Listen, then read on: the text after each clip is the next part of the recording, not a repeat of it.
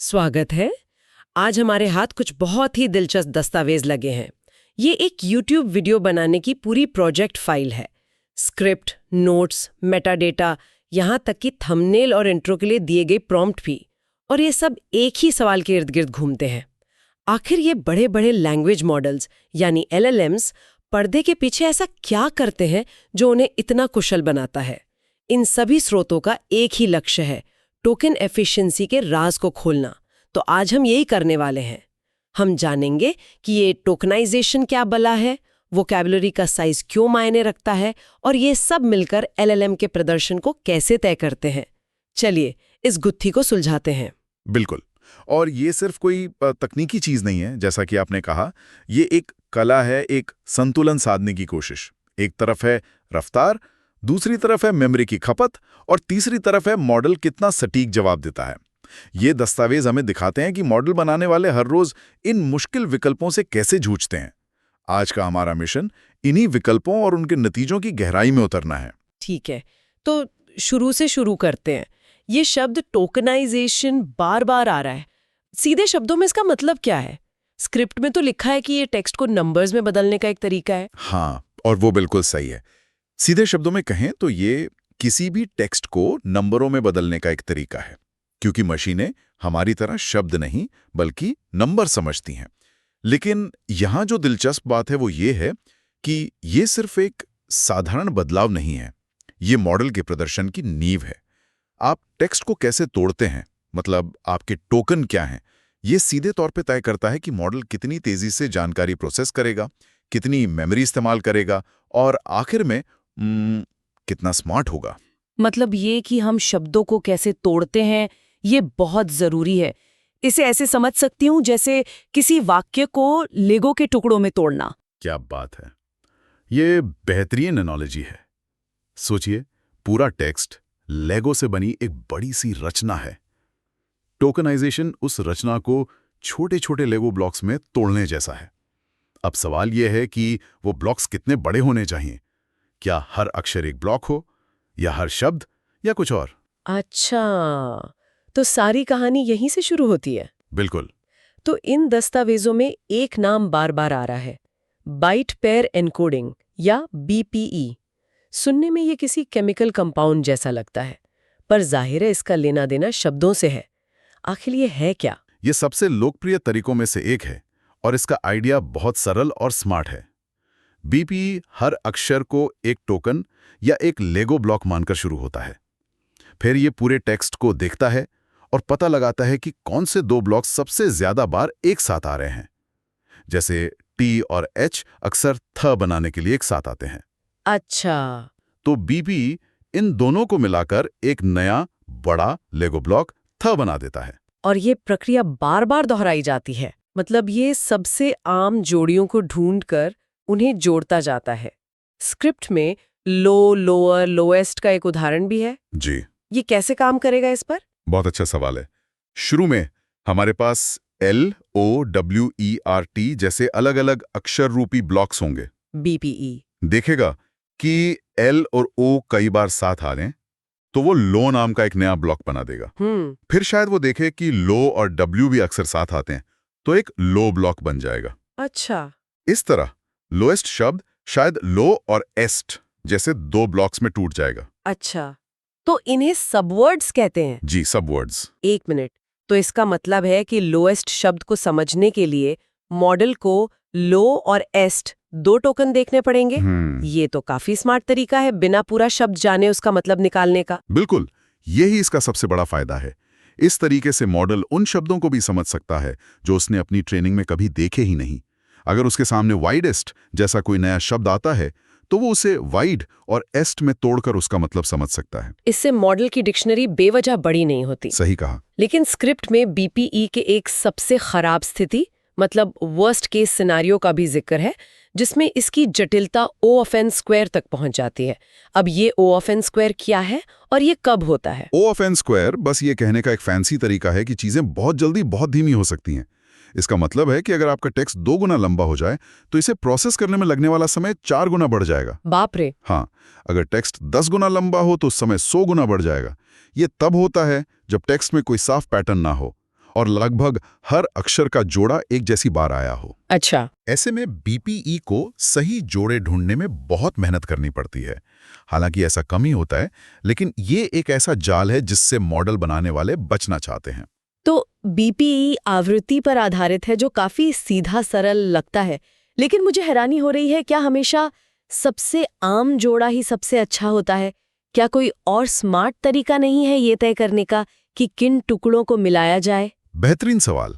और यही सवाल हमें दूसरे तरीके वर्ड पीस यानी वर्ड पीस तक ले जाता है, जिसे BERT जैसे बड़े मॉडल इस्तेमाल करते हैं। वर्ड पीस भी टुकड़ों को मिलाता है, लेकिन सिर्फ इस आधार पर नहीं कि वो कितनी बार आते हैं। तो फिर किस आधार पर?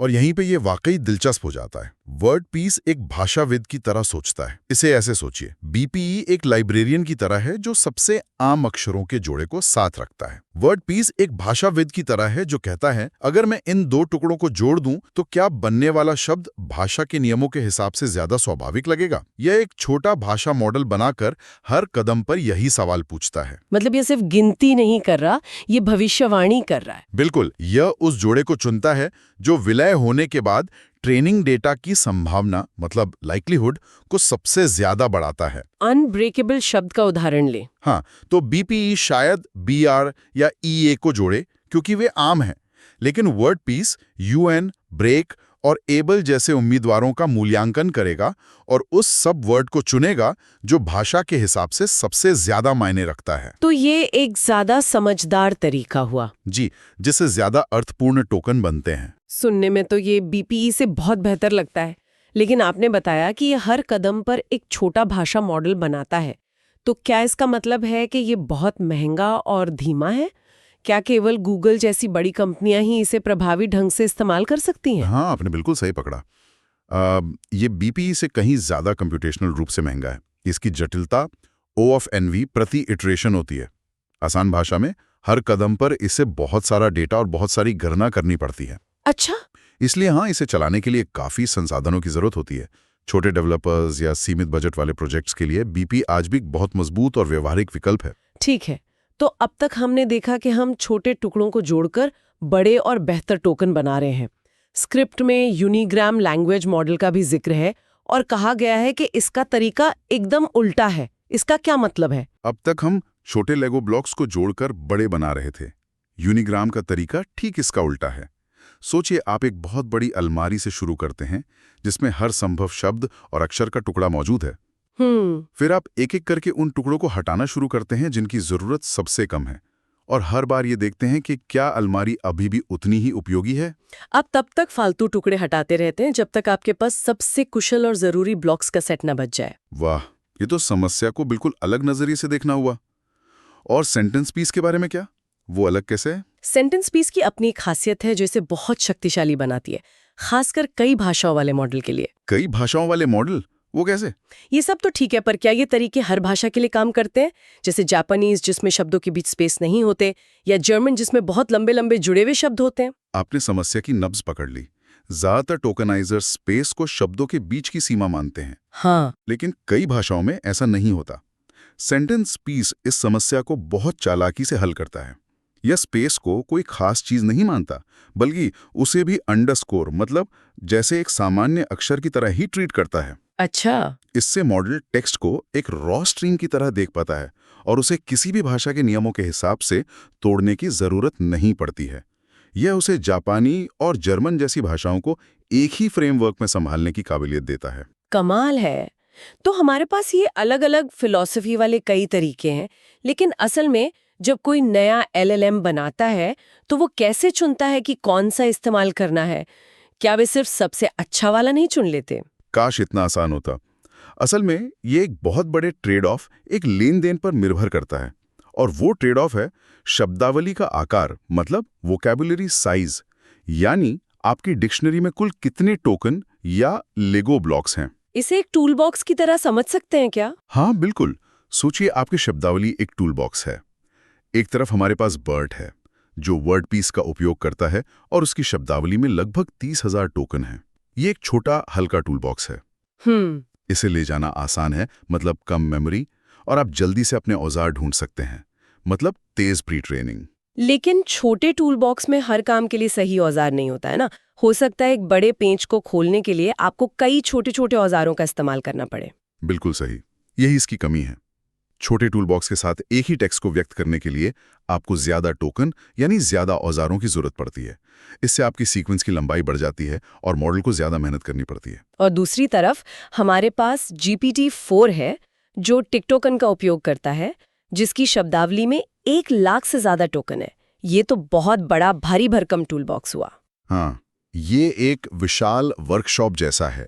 आपके पास लगभग हर काम के लिए एक विशेष परफेक्ट औजार है। इसका मतलब है कि आप कम औजारों मतलब छोटे सीक्वेंस में ही अपना काम निपटा सकते हैं, जिससे मुश्किल कामों पर प्रदर्शन बेहतर होता है। लेकिन उसकी कीमत भी चुकानी पड़ती होगी। बिल्कुल, उस पूरी वर्कशॉप को बनाए रखने और उसमें से सही औजार ढूंढने में बहुत ऊर्जा और संसाधन लगते हैं, मतलब ज्यादा मेमोरी और कंप्यूटिंग पावर। स्क्रिप्ट में कुछ बहुत ठोस आंकड़े भी दिए गए हैं, जैसे शब्दावली को 100,000 से घटाकर 32,000 करने से औसत सीक्वेंस की लंबाई 15% तक बढ़ सकती है, लेकिन एम्बेडिंग लेयर की मेमोरी 40% तक कम हो सकती है। 40% तो बहुत ज्यादा है। बहुत ज्यादा, और यही दिखाता है कि यह फैसला कितना महत्वपूर्ण है। सोचिए आप एक मोबाइल ऐप के लिए चैटबॉट बना रहे हैं। वहां हर बाइट मेमोरी कीमती है।